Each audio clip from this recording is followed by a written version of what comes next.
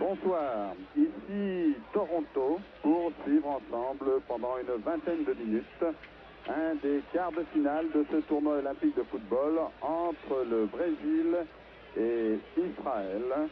Brésil-Israël à Toronto, pendant que depuis une demi-heure, l'équipe de France essaye de réussir le résultat qui serait le plus étonnant de la soirée, je vous l'ai dit tout de suite, une victoire contre l'Allemagne de l'Est. L'Allemagne de l'Est et sa grande équipe, c'est-à-dire celle qui dispute aussi bien la Coupe du Monde que les tournois olympiques. Et nous avons dans le camp français une victoire de l'équipe de France de Platini contre l'Allemagne de l'Est, serait considérée ici comme un espoir et laisserait évidemment de grands espoirs. Premier tir, nous y reviendrons et restons un peu avec l'équipe de France, il faut aussi bien une explication que les amateurs de football en France méritent d'avoir ce soir, puisque aussi bien l'Eurovision ne nous permet pas, malgré la qualité du football français reconnu ici, de suivre des extraits des matchs de l'équipe de France. Cela peut paraître un comble après les derniers résultats. Bien sûr, sans aucun féminisme, mais je comprends très bien que ce soir vous seriez beaucoup plus heureux de suivre les premières évolutions après 30 minutes de jeu de l'équipe de France et de ses efforts contre la DDR, qui est sans doute un des matchs les plus attrayants de ce tournoi olympique, que ce Brésil-Israël, dont on ne pourra pas bouder le plaisir, mais qui ne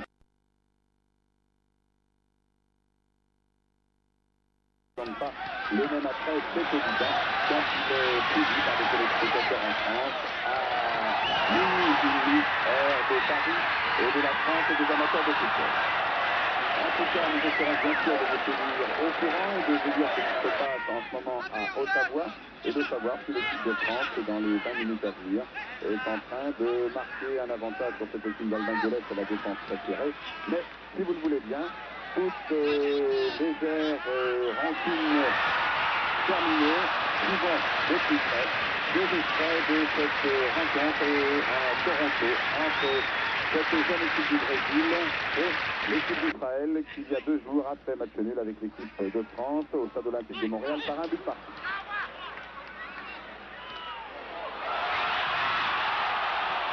Une équipe du Brésil que les sportifs de Paris connaissent très bien, puisqu'ils ont eu l'occasion de l'applaudir à l'occasion du tournoi de Paris, où elle a laissé une bonne impression.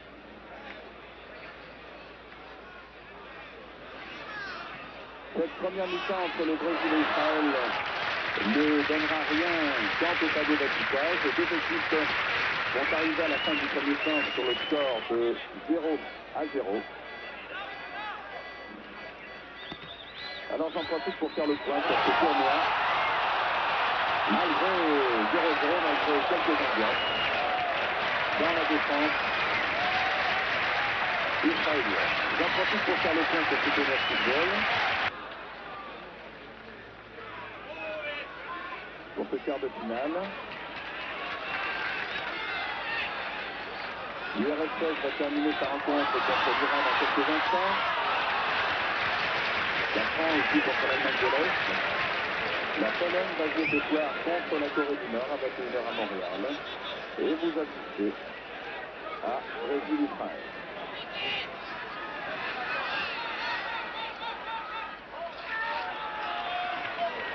Le vainqueur de Brésil-Israël jouera contre le vainqueur de Pologne-Corée, sans doute la Pologne, championne olympique il y a 4 ans à Munich. Et si les Français battaient l'Allemagne de l'Est, ils auraient peut-être l'occasion de rencontrer l'URSS, qu'on peut logiquement donner favori contre l'Iran. L'URSS, c'est-à-dire Blocking, Onichenko, autant de joueurs que les Français, que l'équipe de Saint-Etienne en particulier connaissent très bien, puisque, j'y reviens une nouvelle fois, mais il n'est pas inutile d'insister, par le jeu d'un règlement un peu simpliste, pour ce qui concerne l'URSS, la Pologne, l'Allemagne de l'Est, ce sont les mêmes équipes que l'on voit évoluer dans les Coupes du Monde professionnelles et aux Jeux Olympiques.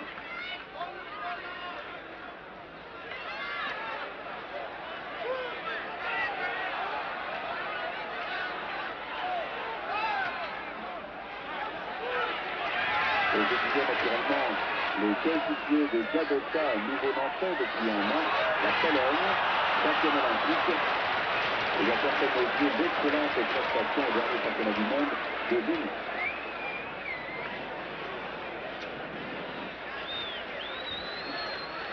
Football, sport peut-être mineur et secondaire aux Jeux Olympiques, mais sport dont les sympathisants, et ils sont nombreux, ne manquent jamais de rappeler l'universalité, n'est-ce pas? Et puis aux Jeux Olympiques depuis 1908, 13 Olympiades et 21 lauréats, ce qui prouve qu'il y a eu beaucoup de lauréats, donc de nombreux pays attentifs à la pratique du football. Avant de nous intéresser de plus près, c'est Brésil-Israël, et sans nous intéresser loin de là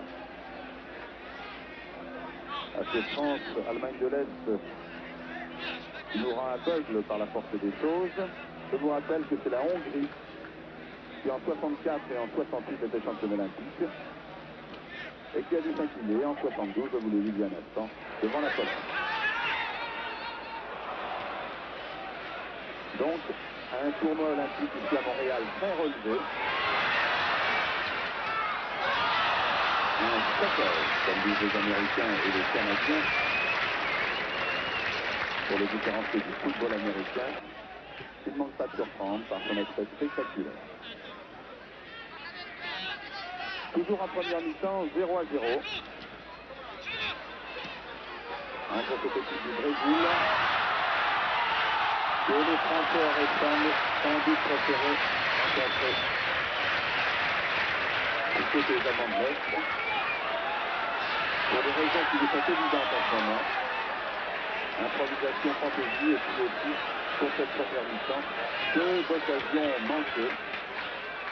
Et il est vrai que l'équipe d'Israël, c'est l'universitaire National, il y a déjà avec l'équipe de France, a montré certaines qualités de vivacité, d'improvisation. Un jeu en quelque sorte qui convient beaucoup plus aux coéquipiers de Platini de l'équipe de France que les jeux très difficiles de l'Union soviétique, de l'Allemagne de l'Est. 0-0 donc, à la fin de cette première mi-temps. Nous voici en deuxième mi-temps où nous allons assister à quelques buts de très bonne facture.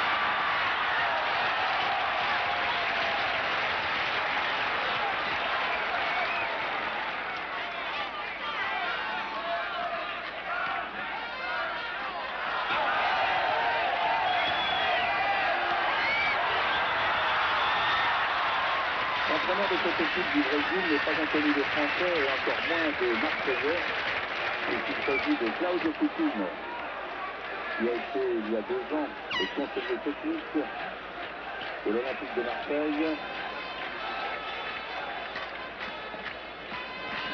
L'appui moral en quelque sorte de Paolo César et de Gilardino.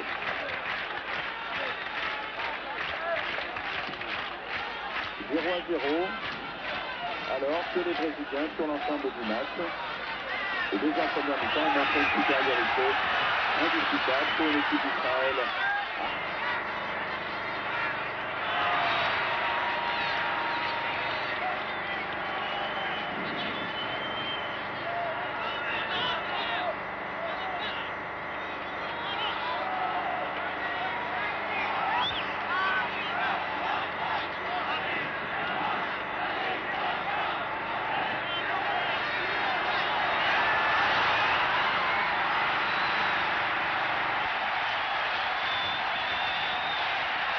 Le premier but qui est signé Mauro, le numéro 12, qui ne joue pas contre l'équipe de France dans cette deuxième mi-temps.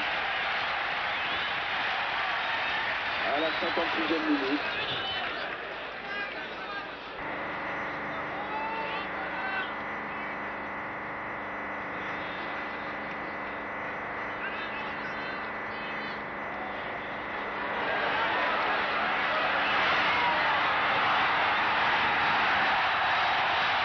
Deuxième but, alors que le temps est le plus vite sur votre écran, marqué cette fois-ci par Eides.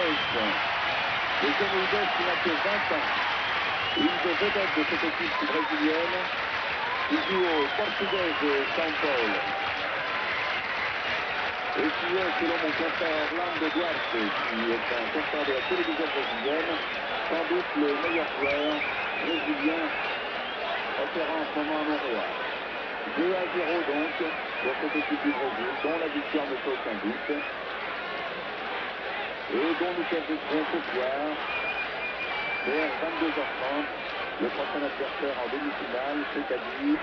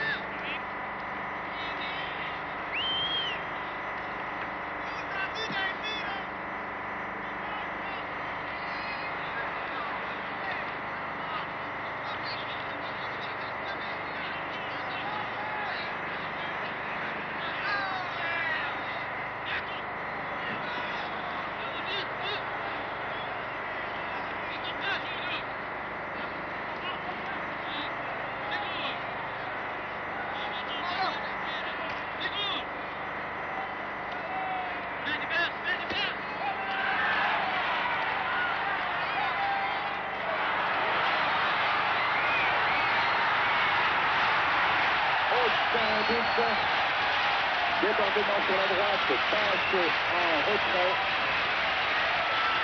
3-0. Et cette fois-ci, c'est Eides, une nouvelle fois qui a marqué. Le petit prodige du Português de São Paulo.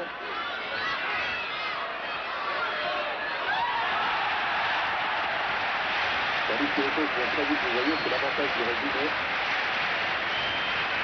Israël réduit la marque par Pérez, son milieu de terrain, alors qu'il ne reste plus que 10 minutes à jouer. 3-1 pour le Brésil, un but mérité pour l'équipe d'Israël, qui ne croit plus du tout qu'elle pourra renverser le cours du jeu et se qualifier pour les demi-finales.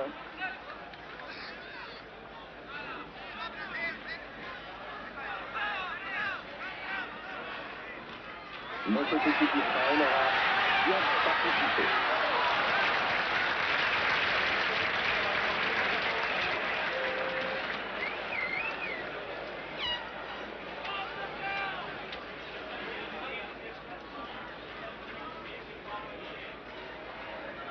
Les deux demi-finales qui auront lieu dans 2 jours, mardi, à Montréal et à Toronto. La poule de classement pour la médaille d'or et la 3e place aura lieu le 29 jeudi prochain à Montréal.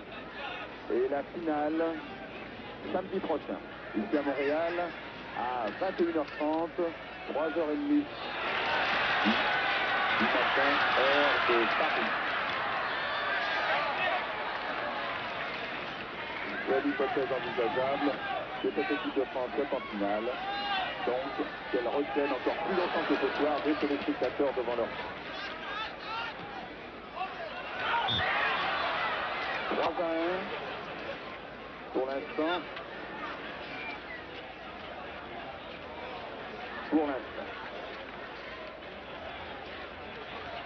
Donc,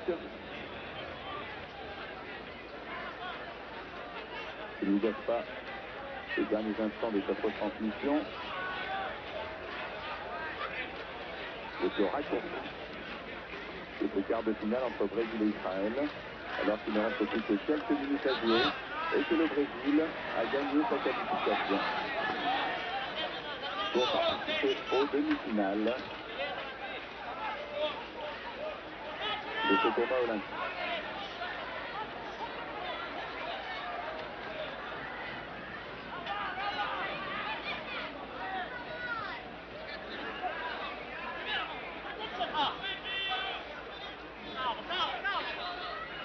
Cette équipe du Brésil n'a pas toujours convaincu. et ceux qui n'ont pas caché l'admiration qu'ils portaient à l'équipe de Pelé.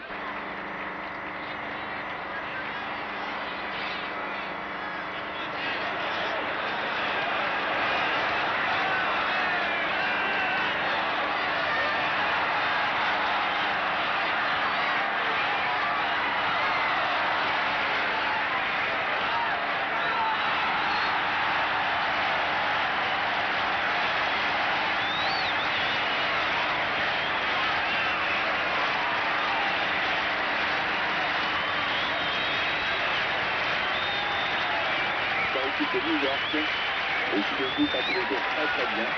L'équipe de Pierre Boccolo va donc disputer la demi-finale contre le vainqueur de Pologne-Corée du Nord. Et Jean-Marc dans un instant, la boxe.